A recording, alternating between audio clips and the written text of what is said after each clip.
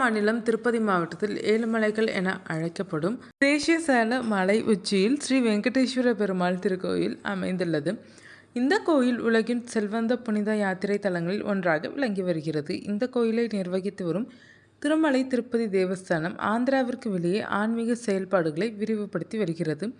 இந்த நிலையில் தமிழ்நாட்டில் பெரிய அளவிலான மனைப்பிரிவு திட்டங்களை செயல்படுத்தி வரும் ஜி2 நிறுவனம் கோவையில் கோவை புதூர் பகுதியில் உள்ள 7 ஹில்ஸ் சிட்டி என்ற இடத்தில் திருப்பதியில் இருப்பது போலவே ஒரு பிரம்மாண்டமான கோயிலை கட்ட திருமலை திருப்பதி தேவஸ்தானத்திடம் ஒப்புதல் கோரி விண்ணப்பித்தது. இதற்காக ரூபாய் 388 கோடி மதிப்பிலான 19.43 ஏக்கர் நிலத்தை வழங்கவும் அந்த நிறுவனம் முன்வந்தது.